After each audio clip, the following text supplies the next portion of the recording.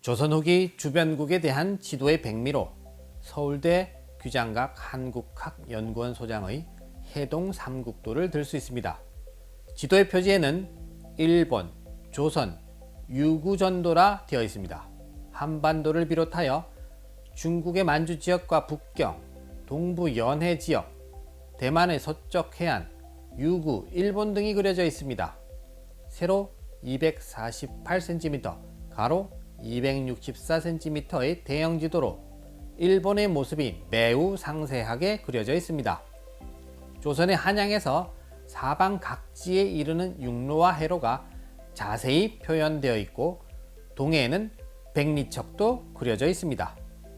지도의 하단에는 일본에 관한 기록이 수록되어 있는데 도별 각 주의 명칭과 주에 소속된 각 군의 수가 대부분을 차지합니다. 끝부분에 사츠마 주에서 저장성까지, 대마도에서 부산포까지의 거리와 항해 일수가 적혀 있습니다. 그리고 사츠마 주에서 유구, 대만, 안남, 여성국에 이르는 거리가 표시되어 있습니다. 그러나 중국과는 달리 일본의 북극고도는 기록되어 있지 않습니다. 이 지도 제작자나 제작 시기는 표기되어 있지 않습니다. 하지만 단편적인 기록이나 지도 등을 고려해 볼 때 정상기의 동국 지도를 수정 증보했던 정후조가 정조 제위 기간에 제작한 것으로 보입니다. 해동 삼국도의 일본 지도는 지금까지 알려진 조선의 일본 지도로는 가장 상세하고 정교한 지도입니다. 해안선의 윤곽이 세밀해졌고 육로와 해로가 자세하게 그려져 있습니다. 일본의 화한 삼제 도회의 지도를 토대로 사예도를 제작했다는 동국팔로분 지도의 법내 기록으로 볼 때 조선에서 독자적으로 편집 제작한 지도로 판단됩니다. 무엇보다 이 지도가 지니는 가장 큰 특징은 정교함과 내용의 풍부함을 넘어서 주변 지역을 고려한 일본의 상대적인 위치가 매우 정확해졌다는 사실입니다.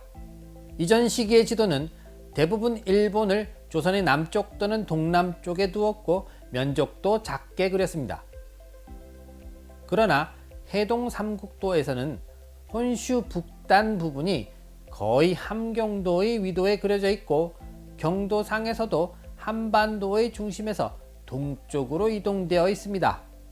또한 국토의 면적에서도 조선보다 훨씬 크게 그려 실제 상황을 반영하고 있습니다. 이러한 표현은 중국에서 들여온 서양 학문서와 서구식 세계지도, 경의도를 이용한 땅의 측량법, 화한 삼제 도회와 같은 최신의 일본 서적과 지도 등을 통해 가능했습니다. 지도에서의 이러한 변화는 일본 인식에서의 중요한 변화를 보여주는 것입니다. 전통적인 화의관에서 벗어나 일본을 조선보다 훨씬 크게 그림으로써 객관적으로 일본을 이해하려 했습니다. 이제 일본은 이적의 나라가 아니라 조선과 동등하면서 그들만의 독특한 문화를 지닌 나라로 인식하는 폐쇄적인 화의관에서 벗어나 개방적인 대외 인식의 계기가 마련된 것으로 볼 수 있습니다. 해동 삼국도의 유구국 부분도 이전의 지도와는 다른 형태로 되어 있습니다. 유구국의 전체적인 모습이 이전의 지도와 달리 남북으로 길쭉하게 실제 지형을 반영하고 있습니다. 중국에서 유구국으로 연결되는 바닷길이 붉은 선으로 표시되어 있습니다. 유구국에 대한 간단한 연역이 기재되어 있고 위도와 같은 북극 출지는 26도 2분 3리로 되어 있습니다.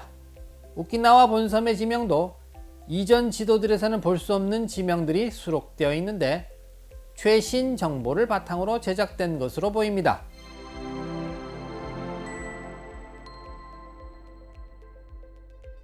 조선 후기에 제작된 특수한 지도로 풍수에 기초한 산도를 예로 들 수 있습니다. 풍수는 한국, 중국 등 동아시아 여러 민족의 지형과 기후, 풍토 등 넓은 의미에서의 지리관, 토지관이자 자연을 해석하는 방법이라 할 수 있습니다. 음양론과 오행설을 기반으로 주역의 체계를 주요한 논리 구조로 삼는 전통적인 지리과학으로 볼 수 있습니다. 복을 추구하고 불행을 피하는 것을 목적으로 삼는 상지기술학입니다. 이것이 후에 효의 관념이나 샤머니즘과 결합되어 이기적인 속신으로 진전되기도 했으나 기본적으로는 일종의 토지관의 한 형태로 볼 수 있습니다. 조선시대에는 초기 한양으로 수도를 결정하는 것과 정도와 같이 도읍을 결정하거나 고을의 읍치 건설에 풍수가 정치인들에 의해 이용되었습니다. 또 민간에 널리 퍼지면서 주택의 입지나 좌향의 결정, 죽은 자를 위한 맷자리 잡기에 풍수가 중요한 수단으로 활용되었습니다. 이 과정에서 난해한 풍수 개념을 이해하기 위한 지도가 제작되어 이용되었는데 이를 명당도 또는 산도라고 불렀습니다. 이러한 풍수지도는 일반 지도와 다르게 풍수적 개념에 입각하여 그려지는 것이 보통입니다. 풍수에서는 산을 용으로 인식하는데 풍수도에서도 이러한 인식이 반영되어 산이 단독으로 그려지는 것은 드물고 용이 흘러가는 것처럼 산줄기 형태로 그려집니다. 또 명당을 이루는 주요 요소인 조종산, 주산, 좌청령, 우백호, 안산, 조산, 명당수 등이 독특하게 형상화됩니다.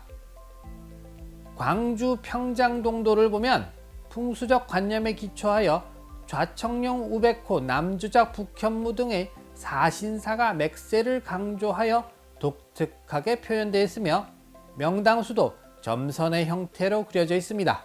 그럼 여기까지 다양화된 지도 제작에 대해 알아보았습니다. 감사합니다.